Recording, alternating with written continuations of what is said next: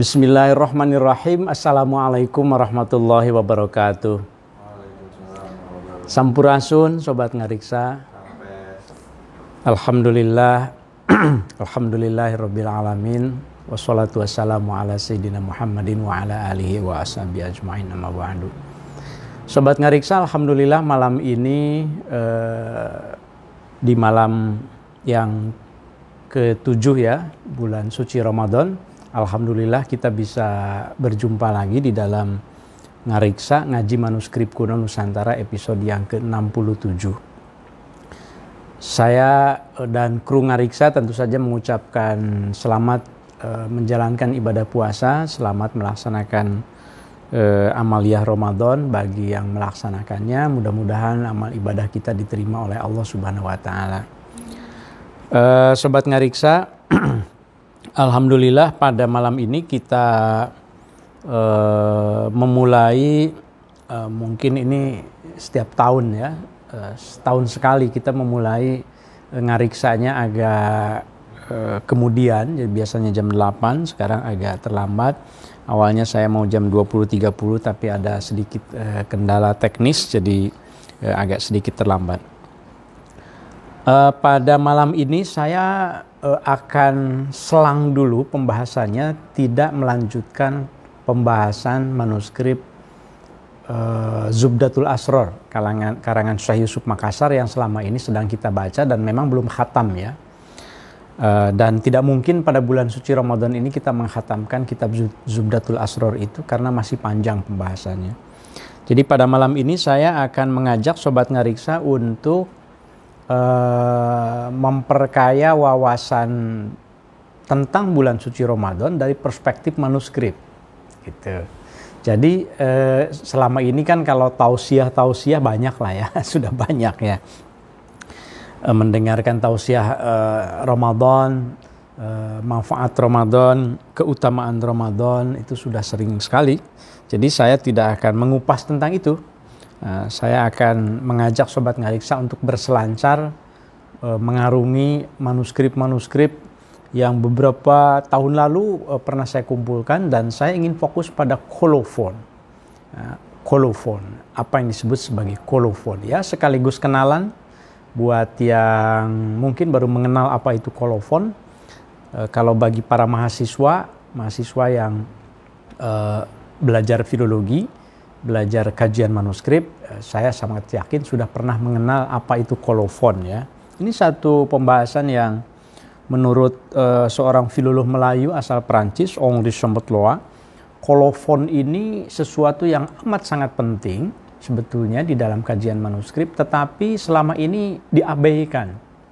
Boleh dihitung berapa artikel karya tulis ilmiah atau pembahasan atau diskusi para sarjana tentang kolofon. Itu bisa dihitung dengan jari sebetulnya. Meskipun kolofon hampir selalu dimunculkan di dalam katalog-katalog manuskrip ya.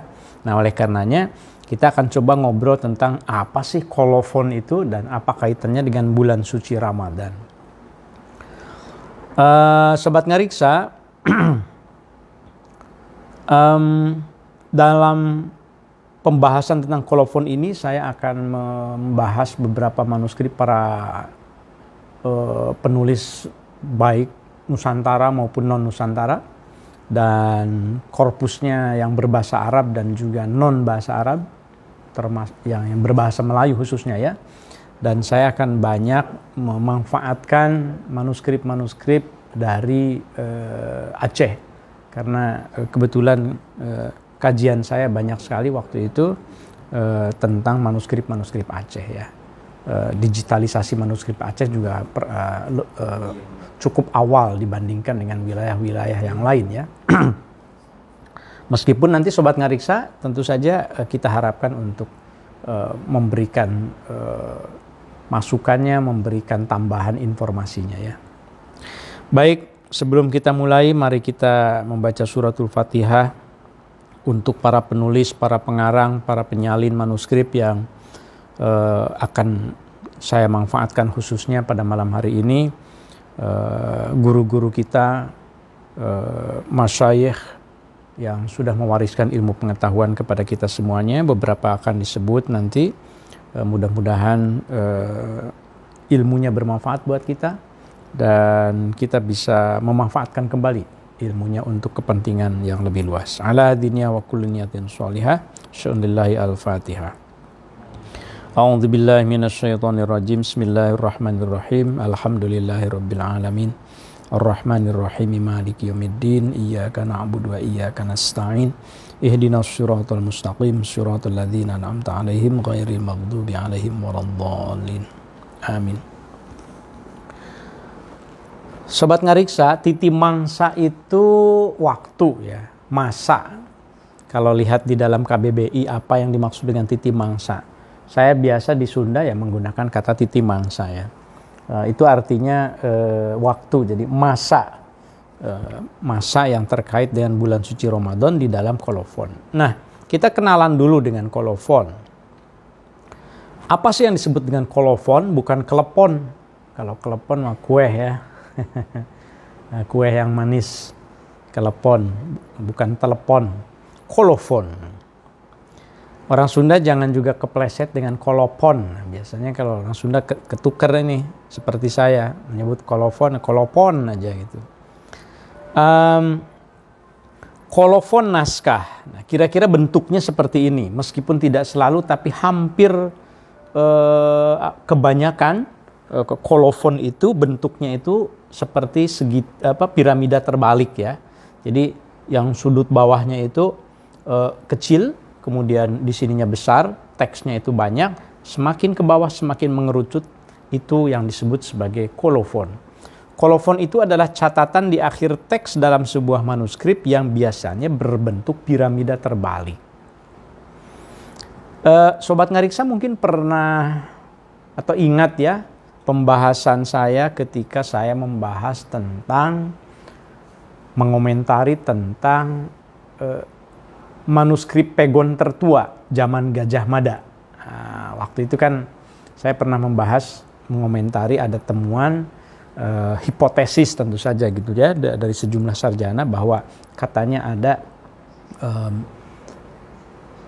manuskrip Pegon yang berasal dari zaman Majapahit, zaman Gajah Mada gitu ya, pada abad ke-14 gitu. Nah, salah satu yang dijadikan argumennya itu adalah tanda meme seperti ini. Waktu itu ada meme.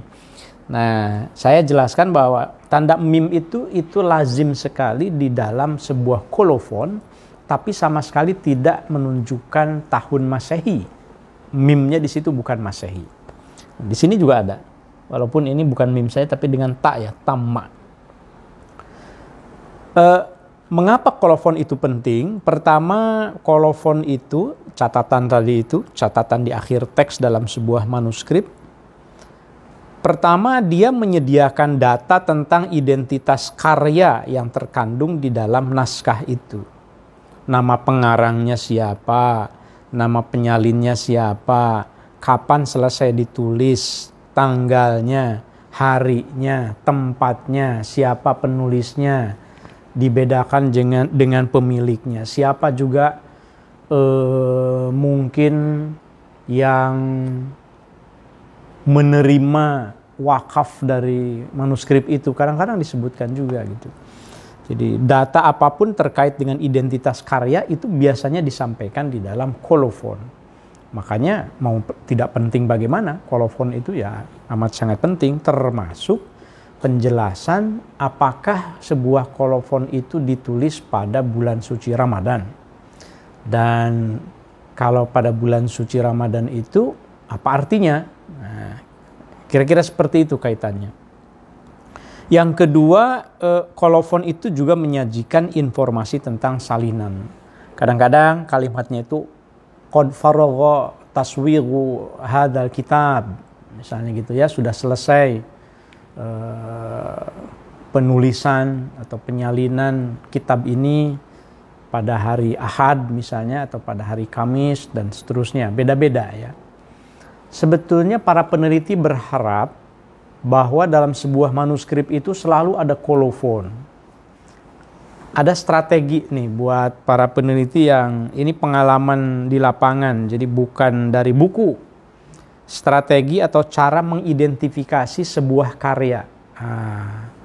Kebetulan ya saya tahun 2005 awal itu melakukan penelitian di Aceh khususnya untuk menyusun katalog pasca tsunami ya. Di situ saya pengalaman pertama menyusun sebuah katalog, menginventarisasi.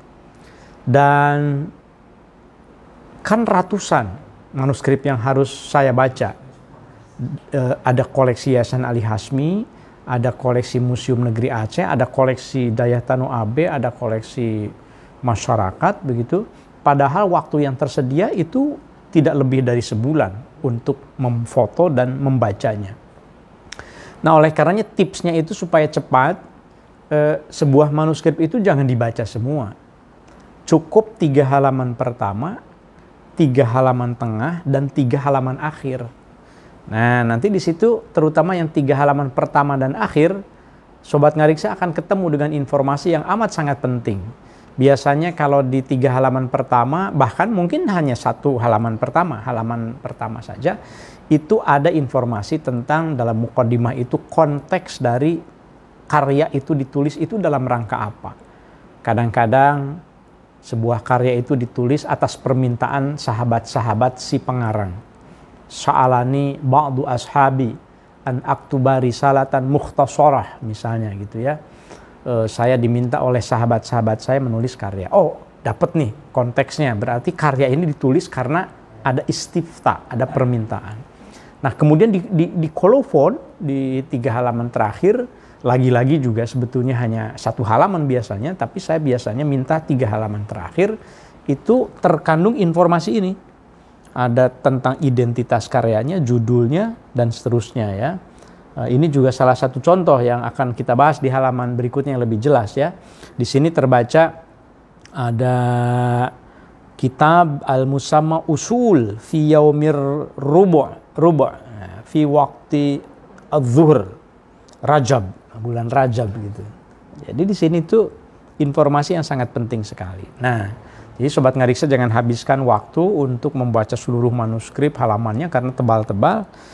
Satu teks itu cukup diambil bagian awal, tengah, dan akhir. Kalau bagian tengah buat apa? Untuk memastikan pembahasannya. Kalau kita sudah familiar dengan sebuah manuskrip, biasanya melihat bagian tengah itu sudah tahu, begitu pembahasannya itu misalnya kitabus shalah, kemudian di tengahnya juga ternyata kitabus shaum, kitabus zakah. Nah, nanti kita masukkan ke dalam kategori fikih. Kalau di tengahnya itu tiba-tiba pembahasannya itu misalnya tentang wahdatul wujud, ini tasawuf gitu. Jadi itu tipsnya gitu ya. Kan ketika menyusun katalog harus ada kategorisasi ya. Nah, salah satu yang kita cari di dalam Ngariksa malam ini adalah informasi tentang apakah di dalam kolofon itu ada penyebutan bahwa naskah tersebut atau karya tersebut ditulis di bulan suci Ramadan. Kita lihat. Yang pertama, saya punya satu contoh, ini manuskripnya cukup kaya. Kaya itu maksudnya kaya dengan catatan, coretan. Karena di kiri kanannya manuskrip ini penuh dengan coretan dari si penyalin. Manuskrip ini iluminasinya juga cukup indah. Jadi manuskrip itu seringkali dihiasi dengan sebuah iluminasi, hiasan-hiasan yang dibuat dengan warna-warna merah, warna hitam, floral, ada hiasan bunganya gitu ya. Dan itu biasanya terletak di kolofon. Kolofon di bagian akhir. Nah, bagian akhirnya itu berbentuk piramida terbalik ya. Ini contoh manuskrip yang kalau kita besarkan kolofonnya, ya mohon maaf untuk Sobat Ngariksa yang di space barangkali hanya bisa mendengarkan suara ya. Jadi kalau ingin melihat visualnya, manuskripnya nanti bisa di Facebook sekarang atau bisa juga nanti siaran ulangnya di YouTube ya. Tapi saya akan berusaha untuk menggambarkan apa yang sedang saya ceritakan. Di dalam kolofon sebuah manuskrip yang berasal dari Aceh ini, saya bisa bacakan di sini bagian akhirnya ya. Biasanya ditutup dengan hamdalah dan sholawat kan, sholawat dan hamdalah. Wa sallallahu ala khairi khalqihi Muhammadin wa ala alihi wa sahbihi ajma'in birahmatika ya arhamar rahimin. Titik. Dalam manuskrip tidak ada titik, tapi kita tahu konteksnya itu titik. Nah, setelah teks bahasa Arabnya itu, kemudian kalimat berikutnya, telah sempurnalah kitab ini daripada tangan fakir, hakir, lebay, yaitu julukan di Aceh ya, muallim. Nah, ini salah satu kesulitan saya itu adalah kalau ada kata yang memang khas bahasa tertentu dan tempat tertentu yang itu tentu lebih familiar orang Acehnya. Ini biasanya di Sobat Ngarik saya ini ada Bang Zaki, ada Kak Istiqomah yang dari Aceh, atau Abang Hermansyah yang dari Aceh. Tolong bantu ya membaca teksnya. Jadi telah sempurnalah kitab ini katanya daripada tangan fakir, hakir, lebay, mu'alim, lambreh. Betul tidak nih? Lam, mim, ba, ya, ro, ha besar. Lambreh. Waktu duha ya, karena ini bahasa Melayu tidak perlu diperhatikan nahunya ya. Waktu duha, hari Jumat, 12 hari bulan, kata bulannya diulang 2 kali, bulan-bulan, 12 hari bulan Ramadan pada tahun hijrah Nabi alaihi afdolus sholati wassalam. Nah, jadi ini contoh bahwa seorang pengarang, seorang penyalin itu seringkali memilih bulan suci Ramadan untuk menyelesaikan karyanya. Mengapa? Karena bulan Ramadan diyakini sebagai bulan suci yang penuh berkah. Jadi Sobat Ngariksa, ya kita tidak cukup ibadahnya hanya dengan taraweh. Bagi para penulis, ibadah itu ya di bulan suci Ramadan, jadikan itu ibadah menulis. Kalau misalnya ada yang sedang nulis skripsi, selesaikanlah pada bulan suci Ramadan. Nah, ada nggak nih yang lagi nulis skripsi nih?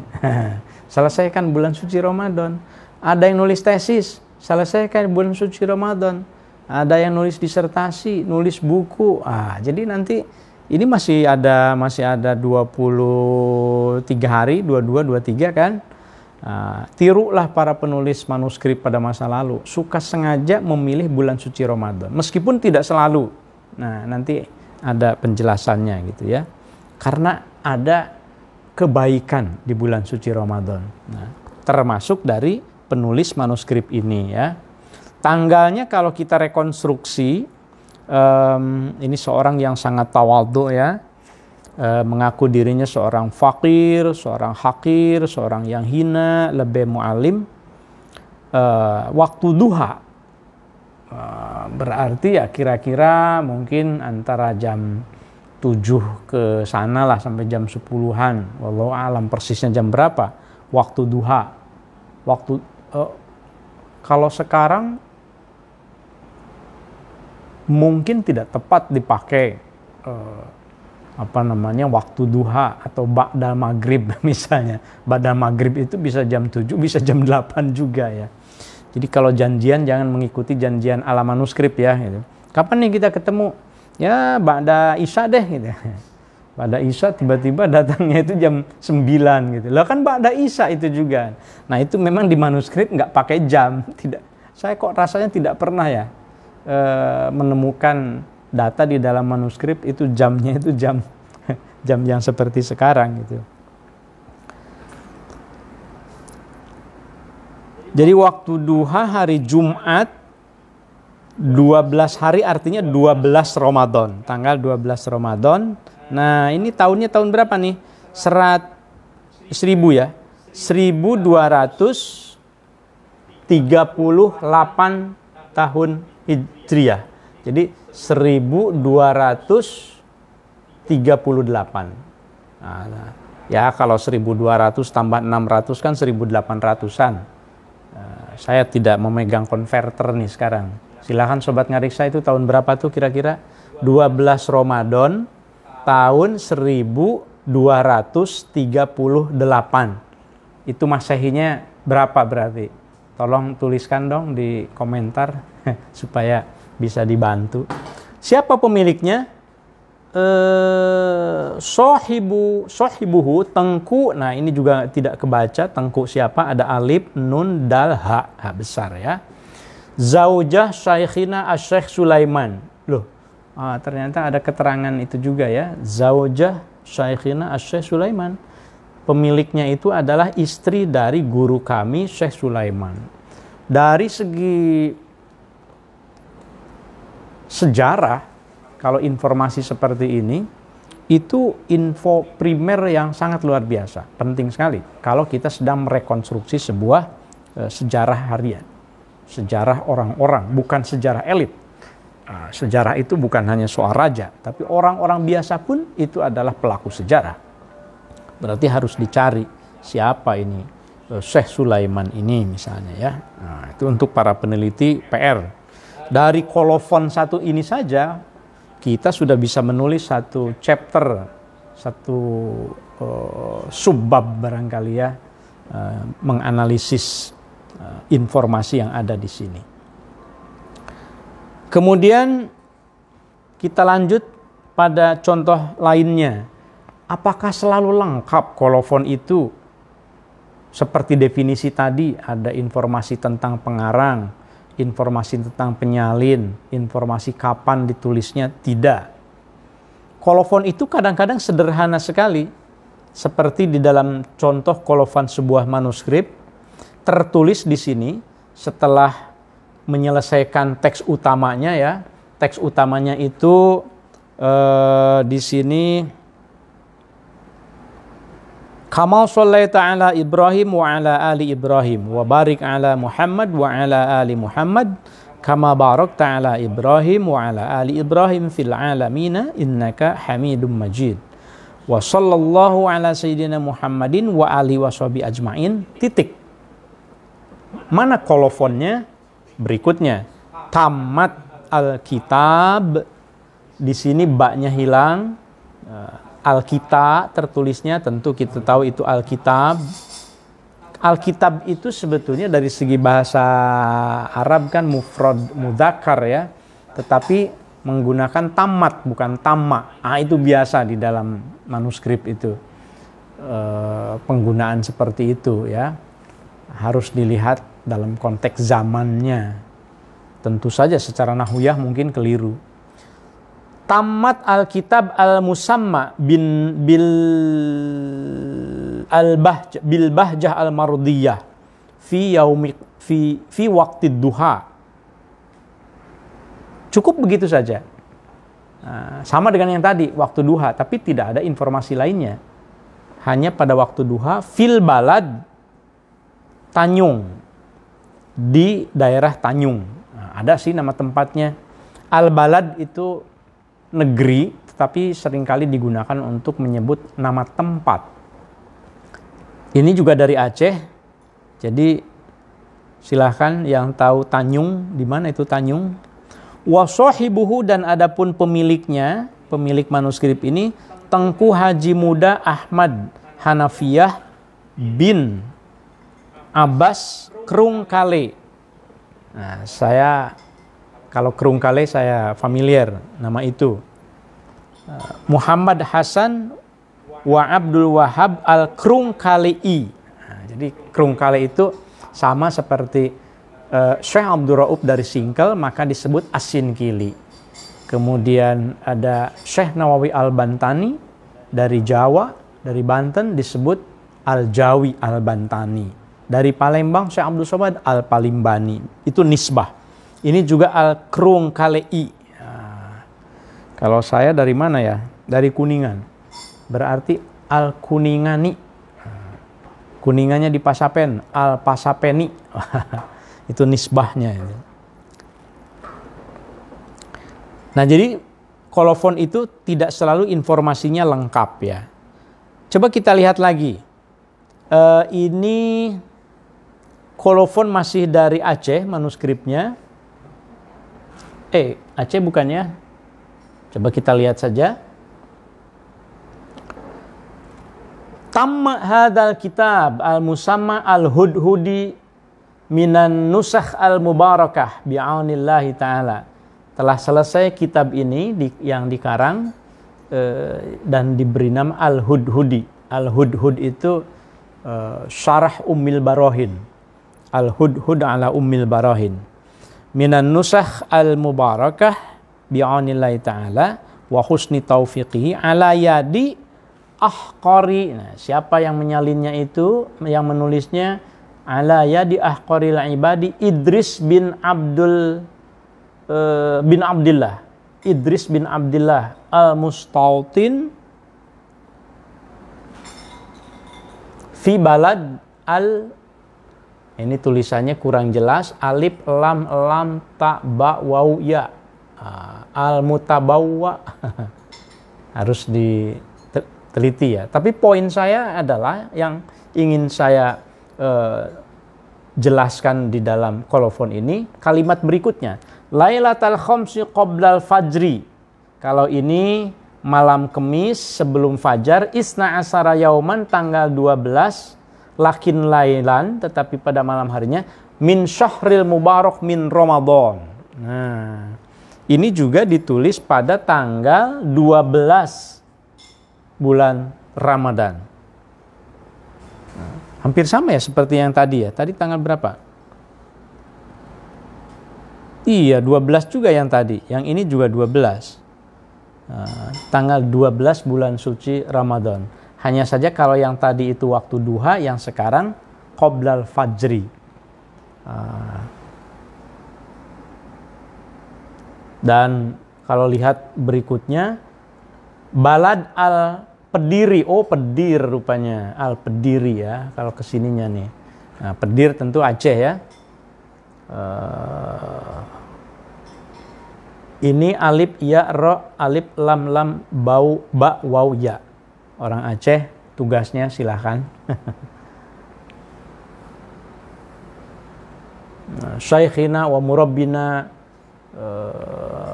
al-musamma.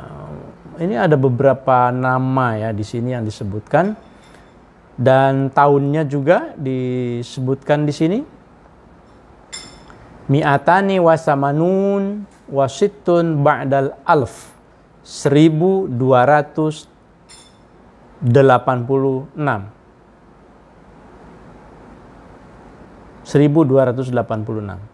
Nah, ya. Berarti ini kalau ditambah 600 kan 1800, abad ke-19 ya. Nah, Sobat Ngariksa, itu dua contoh pertama yang menunjukkan bahwa bulan suci Ramadan adalah bulan yang seringkali dinisbahkan sebuah penulisan, sebuah karya, menulis manuskrip atau menyalin manuskrip oleh para ulama pada masa lalu, dan contoh-contoh ini dari abad ke-18-19. Sekarang kita lihat contoh yang agak kontemporer, dan beberapa contohnya juga sudah dicetak. Terima kasih kepada Mas Atung, atau nama lengkapnya Fatur Rahman Karyadi. Kadang-kadang emailnya itu Atung Oman namanya. Jadi katanya nggak tahu terinspirasi apa gitu kok namanya jadi sama dengan saya.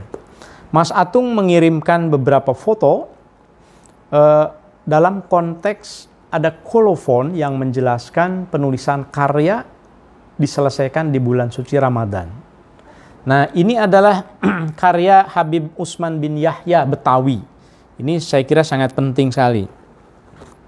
Ini saya harus geser sedikit supaya bisa bergerak. Nah, kita coba baca di sini, Sobat Ngariksa.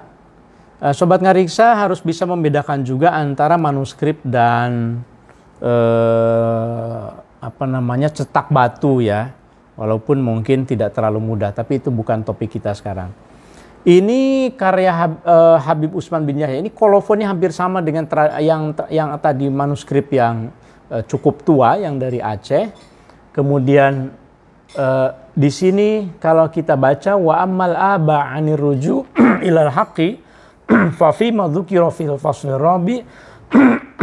Maaf. Mohon maaf Sobat Ngariksa, ini saya harus minum dulu. Bismillah.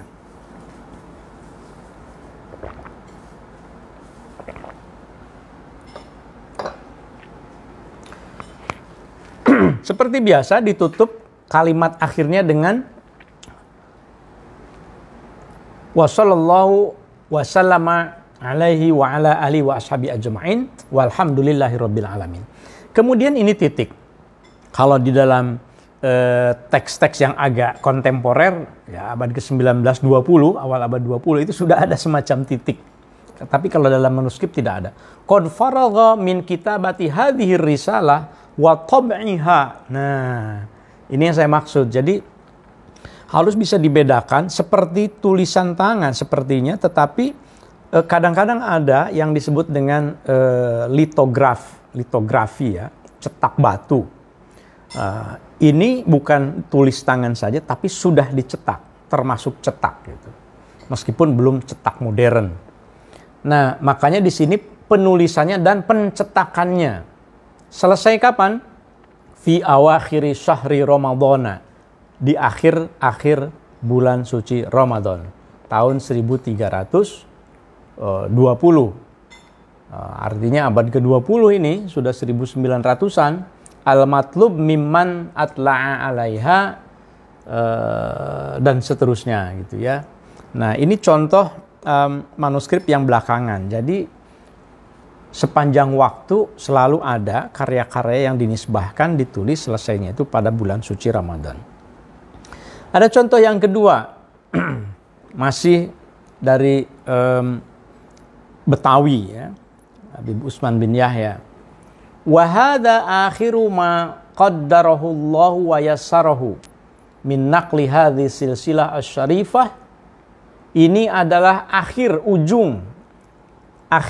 teks dari karya yang alhamdulillah qadarullah dimudahkan menuliskannya, memindahkannya, silsilah asy-syarifah wa itmamiha ala hadzal wad'al latif wa arju minallahil karim ay ya'umma naf'aha wa yuksira fil qulubi waq'aha dan seterusnya. Doa ya.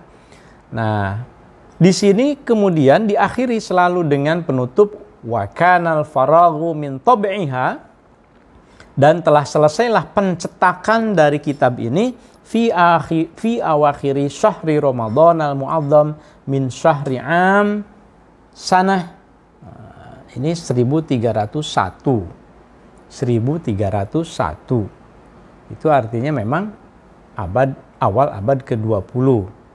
Alaf wa salasumiyah wa wahidu ala yadinaqiliha ar-raji'af wa rabbi fil mamat wal mahya Utsman bin Abdullah bin Aqil bin Yahya al-Alawi al-Husaini ghafarallahu lahu wa liwalidayhi wa jami'il muslimina amin.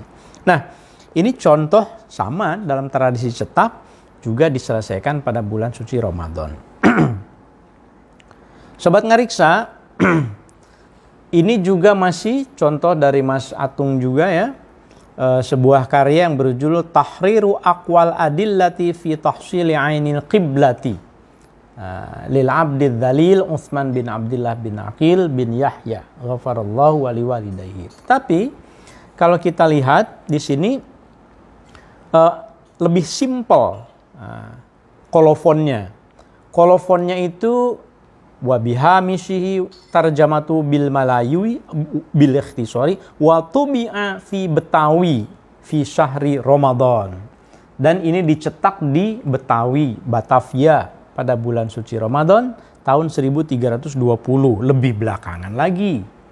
Ya, lebih belakangan dari yang tadi 1301. Ini 19 tahun kemudian. Jadi Sobat Ngariksa, tradisi cetak itu muncul mulai pertama kali itu pada abad ke-19. Di Singapura, di Bombay gitu ya, kemudian di Surabaya dan di Betawi, yang kemudian itu secara alami memang mengurangi bahkan menghilangkan tradisi tulis manuskrip. Jadi manuskrip sudah tidak lagi ditulis tangan karena muncul mesin-mesin cetak gitu ya. Tentu saja ya tergantung melihatnya apakah ini satu keuntungan atau satu kerugian karena kehilangan budaya tulis. Wallahu alam, tergantung melihatnya dari mana. Ya, sekarang tentu saja manuskrip banyak sekali kita jumpai, termasuk yang saya pegang ini karena dulu memang tidak ada tradisi cetak. Sudah dapat beberapa itu Sobat Ngariksa. Mungkin kalau yang ini ini saya lihat tidak ada kolofon yang menjelaskan bulan suci Ramadannya kalau tidak salah ya.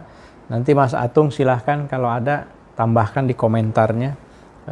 Mungkin bisa menjelaskan manuskrip As-Silsilah An-Nabawiyah fi Asanidis Sadah Al-Alawiyah ila jaddihim al-Mustafa khairil bariyah sallallahu alaihi wasallam. Ini silsilah yang menghubungkan Sayyid Utsman bin Abdullah bin Aqil bin Yahya tadi itu ya. Nah, Sobat Ngariksa, makin ke sini sebetulnya tradisi tulis tangan tidak hilang sama sekali juga. Kalau kita memperhatikan beberapa ulama besar termasuk Hadratus Syekh ya, alhamdulillah Sobat Ngariksa, dilalahnya itu saya diingatkan juga oleh Mas Atung bahwa tanggal 7 Ramadan itu memang adalah tanggal wafatnya Hadratus Syekh Kiai Haji Hasyim Asy'ari. Nah, sekarang ini kita sudah memasuki tanggal 7. Jadi kita mudah-mudahan mendapatkan barokah dari Allah dengan mendoakan Hadratus Syekh yang sudah mewariskan ilmu pengetahuan juga kepada kita, termasuk salah satunya karya-karya beliau ya. Tentu saja banyak karya-karyanya. Nah, tetapi dalam hal ini contoh karya yang ditampilkan ini bukan ditulis pada bulan suci Ramadan ya. Nah, tetapi ini ditulis pada bulan Sya'ban. Pada bulan Sya'ban di sini. Sya'ban 29 tahun 1349, Tahrirul Faqir Ilahi Ta'ala Muhammad Hasyim bin Asy'ari, Tebu Ireng, Jombang. Mari kita bacakan suratul Fatihah untuk Hadratus Syekh yang meninggal pada tanggal 7 Ramadan. Mudah-mudahan karyanya bermanfaat untuk kita. Ya. Ala hadiniyah wa kulli niyatin sholihah wa khususun ila ruhi Hadratus Syekh Kiai Haji Asy'ari. Al-Fatihah. A'udzu billahi minasyaitonir rajim. Bismillahirrahmanirrahim. Alhamdulillahirabbil alamin. Ar-Rahmanir Rahim. Maliki yaumiddin. Iyyaka na'budu wa iyyaka nasta'in. Ihdinas siratal mustaqim. Shiratal ladzina an'amta 'alaihim ghairil maghdubi 'alaihim waladdallin. Nah, Sobat Ngariksa, kalau kita lihat, nah di sini saya lebih perjelas lagi ya. Di sini mengenang 77 tahun wafatnya Hadratus Syekh. Di sini ada keterangan, ini saya kutip dari Mas Atung ya. Kalau Kiai Hasyim Asy'ari bulan Sya'ban katanya menyelesaikan karyanya ini. Karena Ramadan sibuk ngajar Sahih Bukhari Muslim. Mungkin untuk menulis libur dahulu. Untuk menulisnya libur dulu ngajar. Memang Sobat Ngariksa, ya saya bisa pahami ya ketika kita berada di pondok bersama para santri ya, kebetulan saya juga ini baru saja kembali mukim beberapa hari di pesantren Al-Hamidiyah menemani para santri. Para santri sangat semangat sekali di bulan suci Ramadan itu mengejar keberkahan, mengaji kitab gitu ya, sorogan kepada kiainya, sorogan kepada ustadznya. Sehingga saya ikut sibuk juga akhirnya ba'da subuh, kemudian waktu duha juga, terus saja begitu diisi dengan kebaikan-kebaikan. Nah, kita bisa paham beberapa itu bahwa memang tidak selalu karya itu diselesaikan di bulan suci Ramadan. Coba kita lihat risetnya Ongri Sambutloa. Ini, bulan apa sih yang paling banyak seorang penulis itu menyelesaikan manuskripnya? Ternyata bukan bulan suci Ramadan. Bulan suci Ramadan itu paling bontot, paling akhir. Di dalam korpus yang digunakan oleh Ongri, seorang filolog Melayu dari Prancis. Ongri ini pernah memimpin EVO, lembaga penelitian riset Prancis di Jakarta, pernah di Bandung juga pusatnya. Dia menulis satu artikel, judulnya ya Kolofon, ya, ada yang versi bahasa Indonesianya, ada versi yang bahasa Inggrisnya juga. Dia meneliti, bayangkan 798 kolofon dipelototi. Saya hanya beberapa saja. Sudah pusing saya. Ongri ini 798 korpus kolofon ia teliti, dan yang ada info bulannya itu ada 292 kolofon Melayu. Ini baru Melayu saja loh. Saya tadi Arab, ya kan? Coba kita kita lihat sama tidak kecenderungannya. Apakah bulan suci Ramadan itu yang paling sering dipakai untuk menyelesaikan sebuah karya? Nah, ternyata tidak juga. Bulan yang paling banyak ditulis tercantum di dalam manuskrip itu Zulhijjah. Nah, malah Zulhijjah ya, bulan haji. Kira-kira apakah kalau bulan haji itu tidak mengajar? Mungkin juga. Mungkin para ulama itu sibuknya mengantar jemaah haji. Mungkin yang punya travel berangkat ke Tanah Suci. Di Tanah Suci itu banyak waktu nganggur. Ya, saya kebetulan ya 2019 saya tugas haji, jadi saya tahu juga itu banyak sekali waktu kosong sebetulnya ketika menunggu waktu untuk melempar jumroh, atau sebelumnya juga, atau ketika menunggu giliran lagi itu ya, giliran untuk tawaf misalnya, untuk ritual-ritual yang itu bagian dari ibadah di bulan haji ya. Nah, banyak sekali kesempatan untuk diam. Nah, saya dulu juga ya ikut menyelesaikan beberapa tulisan itu ya di bulan Zulhijjah gitu ya. Nah, ini bulan Zulhijjah ini paling tinggi kalau kita lihat angkanya ya. Ini Ongri menuliskan dalam bentuk angka-angka, kemudian saya coba bantu terjemahkan menjadi statistik seperti ini. Yang kedua, Rabiul Awal. Di Rabiul Awal banyak penulis pengarang menyelesaikan karangannya. Tentu di bulan suci Ramadan, maksud saya di bulan Rabiul Awal juga bulan yang mulia ya. Lahirnya Rasulullah SAW, ada muludan. Kemudian setelah Rabiul Awal itu ada bulan Sya'ban. Kita tahu bulan Sya'ban juga satu dari 3 rangkaian bulan Rajab, Sya'ban, Ramadan yang berkah. Kemudian bulan Zulqa'dah, menyusul Rabiul Tsani, Jumadil Tsani, bulan Safar, bulan Muharram, Jumadil Awal, Syawal, baru Ramadan gitu. Syawal juga sibuk ya, banyak salaman gitu ya. Kemudian Ramadan itu yang paling akhir. Kalau harinya hari apa biasanya para penulis itu menyelesaikan karangannya yang dianggap berkah untuk menyelesaikan karangan? Kita lihat, masih dalam risetnya Ongri Sambutloa, saya mengutipnya dari artikel yang diterbitkan dalam buku saya waktu itu, Filologi dan Islam Indonesia ya. Hari-hari utama untuk menghatamkan manuskrip itu, yang paling utama itu adalah hari Jumat. Itu lumayan tinggi. Nah, jadi para penulis memilih menyelesaikan pada hari Jumat. Setelah Jumat menyusul Kamis. Kemudian Rebo. Jadi mundur ya, Jumat, Kamis, Rebo. Tapi tidak langsung Selasa. Setelah Rebo itu Isnin. Isnin itu ya Senin. Setelah Isnin, Sabtu, kemudian Selasa, kemudian Ahad. Ahad hari Minggu itu pilihan terakhir. Maksudnya dari korpus yang ada, dari korpus yang ada itu yang diteliti oleh Ongri, dari kolofon yang ada, itu hari Ahad itu paling sedikit penulis manuskrip menyelesaikan karya. Nah, sekarang Sobat Ngariksa silahkan pilih. mau menyelesaikan karya ilmiahnya ini mau hari apa, dihitung harinya supaya hari baik juga. Jangan asal saja supaya berkah.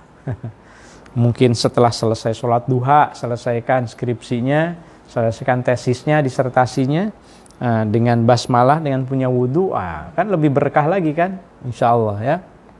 Nah, itulah Sobat Ngariksa beberapa contoh bagaimana kolofon itu menggambarkan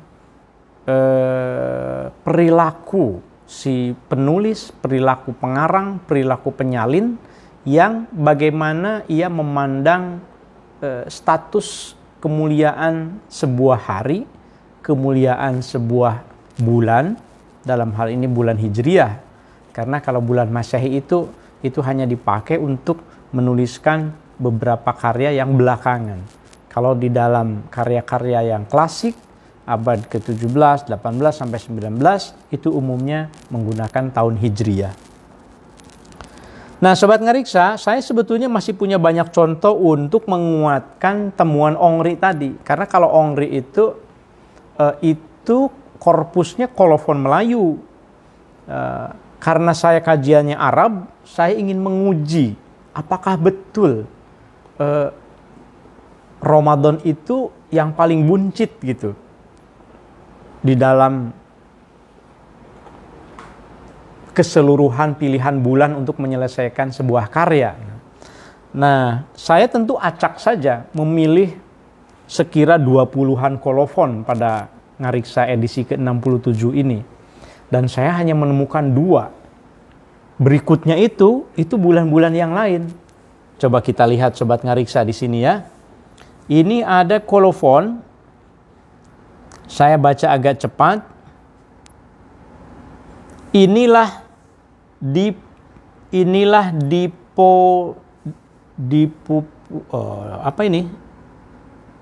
Dipunuhan.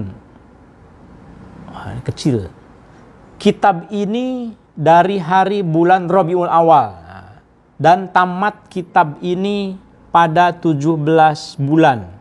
Maksudnya tanggal 17, kalau 17 bulan. Nah, Sobat Ngariksa, jadi ini bukan bulan suci Ramadan. Kita tahu. Tetapi bulannya diselesaikannya itu, ditulisnya itu pada bulan Rabiul Awal. Yang tadi itu ya. Rabiul Awal termasuk yang lumayan banyak juga. Kita lihat lagi yang berikutnya. Nah, kalau Sobat Ngariksa mau ngitung ya silahkan hitung ada berapa kira-kira. Ini yang tadi. Nah, ini ada lagi. Ini teksnya secara lengkap. Saya perbesar. Wa qad waqa'al faragh min taswidi hadzal kitab fi yaumil arbi'a. Hari Rabu. Hari Rabu juga tadi termasuk yang baik juga begitu ya. Samaniyah min syahri Rabiul Akhir. Nah, kalau ini bukan Rabiul Awal tapi Rabiul Akhir fi sanah ihde wa khamsina ba'dal alf falakal hamdu dan seterusnya. Nah, yang menarik itu di sini ada catatan bahwa watammat alkitab, tamat kitab ini pada hari Sabtu waktu zuhur kepada bulan Rajab. Ini ada 2 informasi maksud saya. Jadi yang pertama itu adalah kapan selesai penulisannya, kemudian kapan selesai penyalinannya, kapan selesai penulisannya, itu dibedakan antara penyalinan dan penulisan. Di sini tamat kitabnya itu pada bulan Rajab. 6 hari bulan, maksudnya tanggal 6 bulan Rajab pada zaman Sayyidina wa Maulana Paduka Sri Sultan Alauddin Ahmad Shah Johar Berdaulat Dhillullah fil Alam Ibnu Sultan Zainal Abidin. Ini luar biasa kalau kita menemukan kolofon yang mengandung informasi seperti ini lengkap, maka seorang peneliti akan sangat berbahagia sekali karena bisa melacak, ternyata naskah ini selesai ditulisnya itu pada zaman Paduka Sri Sultan Alauddin Ahmad Shah Johar Ahmad Shah Johar, karena ada beberapa ya Alauddin itu ya, Sultan Alauddin Ahmad Shah Johar, ada juga Mahmud, itu harus dilihat. Dan ini kebetulan ada penulis kemudian yang mencatat di sini bahwa masanya Sultan Alauddin Ahmad Shah Johar berdaulat itu 1727-1735. Jadi abad ke-18. Masehinya, Hijriyahnya 1139-1147 ya. Nah, tetapi itu penyalinannya. Kalau penulisannya sebetulnya itu lebih lama yang tadi itu, yaitu tahun 1050 Hijriah. Kalau dikonversi tahun 1641 Masehi pada masa pemerintahan siapa? Sultan Iskandar Sani katanya. Nah, jadi ada informasi penulisan berarti yang atas ya. Maaf kalau tadi saya keliru, yang bawah itu informasi penyalinan. Dilihat dari kronologinya. Ini kolofon, the powerful of kolofon. Wah, Sobat Ngariksa sudah habis waktunya nih. Ini juga sama, kita percepat saja. Ini selesai pada hari Kamis zuhur pada masa Sultan Alauddin Muhammad Shah. Tidak ada nama bulan. Kalau yang ini bulan apa nih? Ini Asrarus Sholah. Tidak ada juga nama bulannya. Ini pada malam Selasa juga tidak ada nama bulannya. Kemudian yang ini adakah pada bulan Rajab, di Syahri Rajab. Pendek kata, dari sekian manuskrip yang saya kumpulkan, kira-kira 20-an manuskrip, itu hanya 2 yang saya jumpai, tentu saja ditambah dengan tadi beberapa kitab karya dari Habib Utsman, ya, Said Utsman, kemudian dari Hadratus Syekh.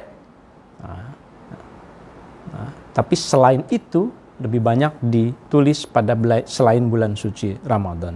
Tentu saja dengan berbagai alasan ya. Nah, inilah beberapa kolofon yang mungkin nanti Sobat Ngariksa bisa eksplor sendiri ya, apa kolofon itu di dalam tradisi Jawa seperti apa, di dalam tradisi Sunda seperti apa, bulan yang dipilihnya juga seperti apa.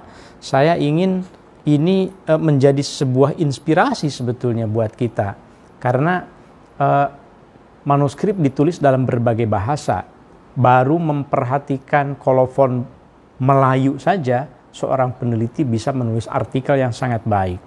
Ketika kita masuk pada kolofon bahasa Arab, itu potensi untuk ditulis. Ambil saja korpus beberapa kan, kolofonnya saja. Sama seperti Profesor Annabel Tehgalop di British Library, ia mengumpulkan cap saja dari ribuan, dari 2000-an cap gitu ya, ia kumpulkan, kemudian dianalisis. Cap, seal, cap di dalam manuskrip Melayu. Nah, bayangkan kalau seandainya kolofon-kolofon ini dikumpulkan, kemudian dianalisis dengan baik, ditulis, ya itu akan memberikan informasi yang sangat baik saya kira untuk masyarakat ya, untuk ilmu pengetahuan tentu saja.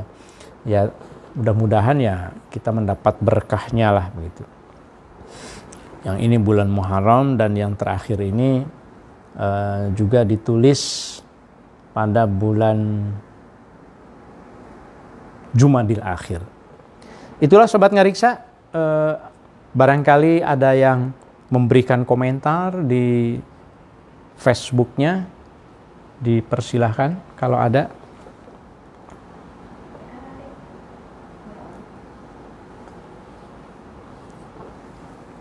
Bismillah.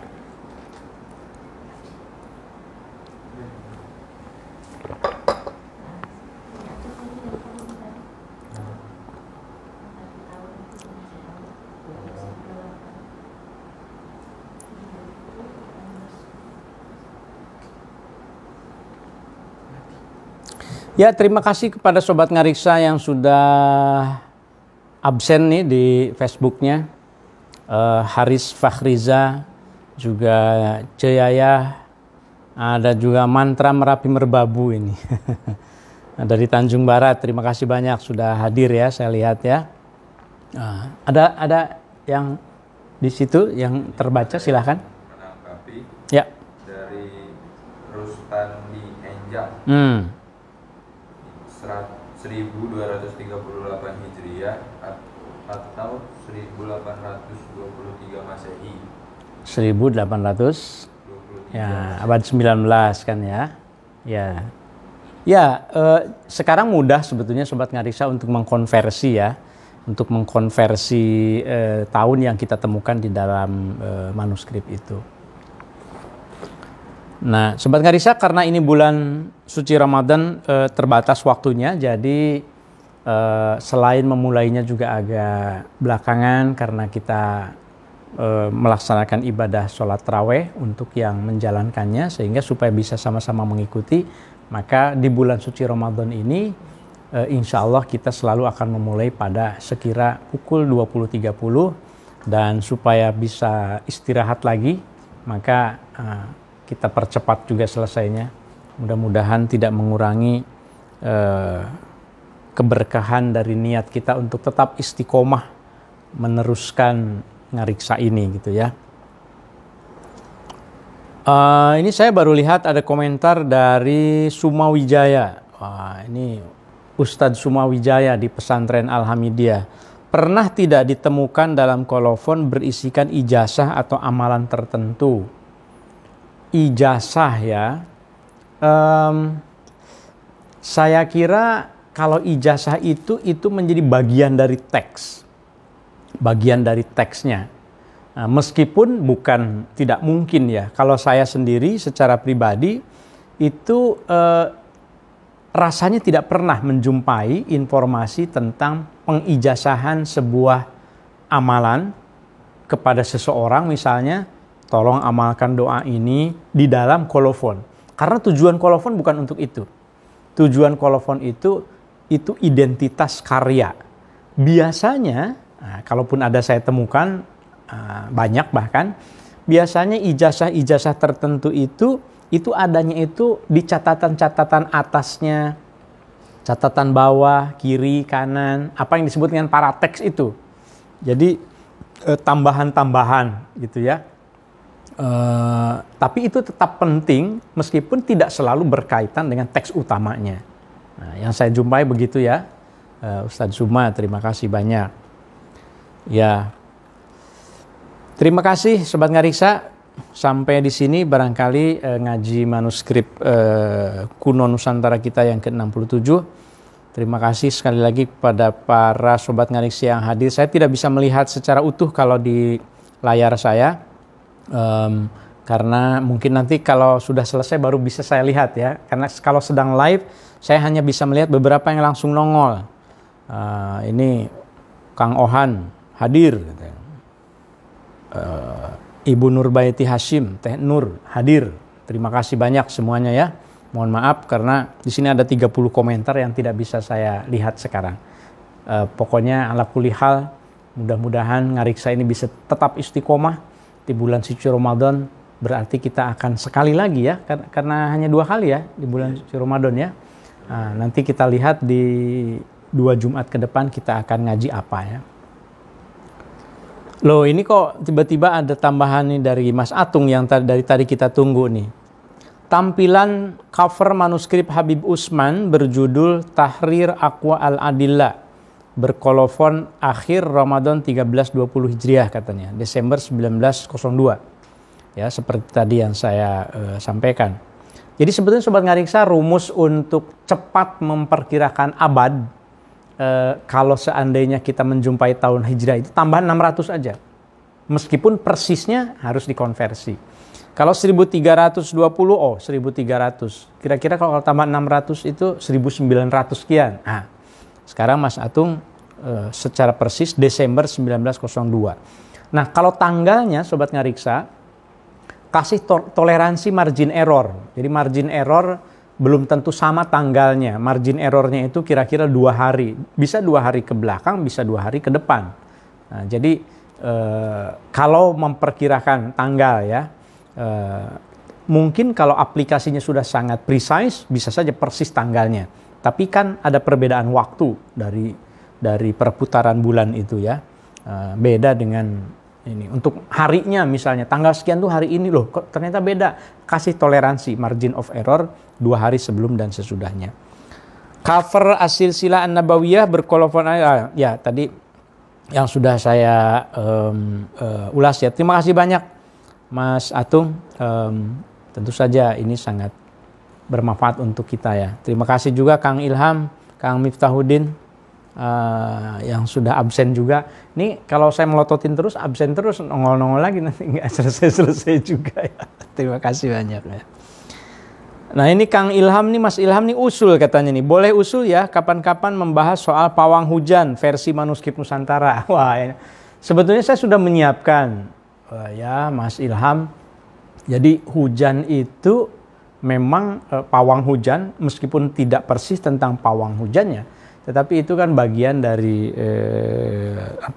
ilmu yang memang ada di dalam tradisi kita gitu ya. Nah, insya Allah lah kapan-kapan kita khususkan tentang pawang hujan. Bahas pawang hujan di bulan suci Ramadan bagaimana nih kira-kira? Mungkin nanti setelah bulan suci Ramadan ya. Terima kasih banyak. Saya kira usul yang sangat menarik sekali. Ada 2 usul sebetulnya. Yang pertama itu usul tentang membahas manuskrip tentang pawang hujan ya. Kemudian yang kedua manuskrip tentang wayang. Nah, itu semuanya tuh ada, apalagi wayang. Ada wayang mulai dari wayang Indianya, kemudian manuskrip yang sudah dimelayukan, Mahabharata, kemudian hikayat Maharaja Boma, Pandawa, itu banyak sekali manuskripnya. Teksnya itu tradisinya dari India, tapi sudah dimodifikasi, dituliskan ke dalam aksara Jawi. Tapi ceritanya tetap tentang dewa kayangan, tentang dewa-dewa. Nah itu menariknya makanya di dalam salah satu manuskrip tentang wayang itu, di catatan pinggirnya itu ada tulisan dari penyalin, jangan beriman katanya. Dia ceritakan tentang kayangan, lalu ada catatan, jangan beriman. Poinnya adalah bahwa dari secara teologis tidak bisa dikompromikan. Kalau keyakinan umat muslim dengan dewa-dewa kan berbeda kan. Dalam keyakinan Islam kan tidak ada dewa. Yang ada Allah kan, Allah, malaikat, manusia, jin dan seterusnya. Ini ada dewa-dewa yang dianggap sebagai penguasa langit gitu. Nah, makanya jangan beriman. Tetapi penulis muslim ini tetap menuliskan cerita itu karena indah katanya. Itu sebuah karya sastra. Nah, itu yang disebut sebagai karya masa peralihan dari Hindu ke Islam ya. Itu juga menarik. Ceritanya juga sangat lengkap. Belum lagi kalau ada peneliti Mbak Woro di UI itu, ia meneliti tentang manuskrip-manuskrip wayang Cina Jawa. Nah, wayang Cina Jawa juga menarik juga gitu ya. Nah ini mungkin kapan-kapan kita akan bahas. Terima kasih Sobat Ngariksa.